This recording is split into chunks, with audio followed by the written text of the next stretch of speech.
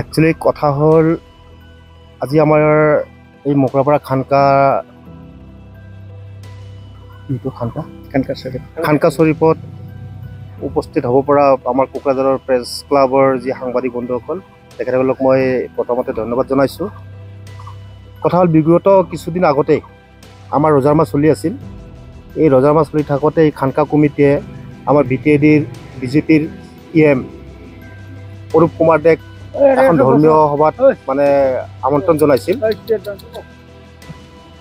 এখন ধৰ্মীয় সভাত আমন্ত্ৰণ জনোৱা হৈছিল আৰু তেখেতে সেই ধৰ্মীয় সভাখনত আহি এটা বিতৰ্কিত মন্তব্য কৰিছিল। সেই মন্তব্যটো হয়তো আপোনালোকে সকলোৱে অৱগত, আপোনালোকৰ সংবাদ মাধ্যমতো বহুত প্ৰচাৰ হৈছিলে। তেখেতে কৈছিলে যে আমিও বাংলাদেশী, আপোনালোকেও বাংলাদেশী। এইটো মন্তব্যত একচুৱেলি গোটেই অসম তোলপাৰ লগাৰ নিচিনা হৈছে বা তাৰ কাৰণে আমি সংখ্যালঘু সমাজ দুখিত।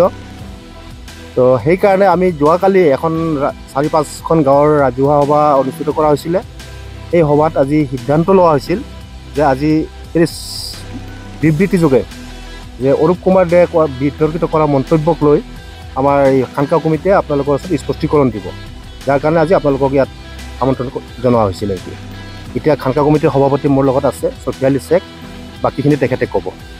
একচুৱেলি হয়, অৰূপ কুমাৰ দে যিটো মন্তব্য ৰাখিছিলে যে আপোনালোকেও বাংলাদেশী, আমিও বাংলাদেশী, আমাৰ এই কোকৰাঝাৰ অঞ্চলত বা অল BTADত কোনো এজন বাংলাদেশী নাই। হয়তো অৰূপ কুমাৰ দে নিজে বাংলাদেশী হ'ব পাৰে বা আমাৰ সন্দেহ আছে তেখেতে বাংলাদেশী বুলি।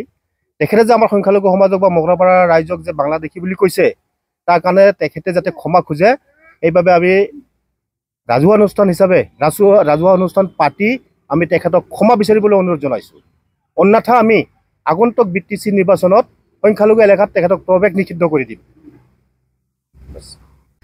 তো জয়তে প্ৰথমতে মই সকলো নিউজ চেনেললৈ মোৰ অভিনন্দন জ্ঞাপন কৰিছোঁ। যোৱা 22/3/2025 তাৰিখত এইখন খানকা শ্বৰীফত অৰূপ কুমাৰ দে আহি ৰাজহুৱা সভাত যিটো তোমৰাও বাংলাদেশী আমৰাও বাংলাদেশী বুলি বিৰূপ মন্তব্য প্ৰকাশ কৰিছিলে, এইটো মন্তব্যত আমি আমাৰ মকৰাপাৰা খানকা শ্বৰীফৰ তৰফৰ পৰা আমি ধিক্কাৰ জনাইছোঁ। তেখেতে যাতে এনেধৰণৰ বিৰূপ মন্তব্য প্ৰকাশ নকৰে, তাৰ কাৰণে আমি অৰূপ কুমাৰ দেক আমি আহ্বান জনাইছোঁ। লগতে আমাৰ এইখন মকৰাপাৰা গাঁৱত কোনো বাংলাদেশী নাই। তেখেতে নিজে হ'ব পাৰে বাংলাদেশী, কিন্তু আমাৰ মকৰাপাৰা গাঁৱত কোনো বাংলাদেশী নাই, এইটো আমি স্পষ্টীকৰণ দিছোঁ। তো আমি তেখেতক আহ্বান জনাইছোঁ তেখেতে যাতে কোনো আমাৰ সংখ্যালঘু এৰিয়াত যায় এনেকুৱা ধৰণৰ বিৰূপ মন্তব্য প্ৰকাশ নকৰে। আৰু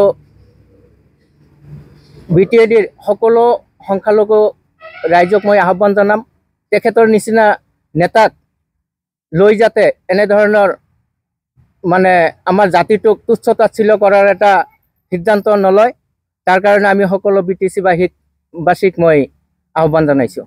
ধন্যবাদ।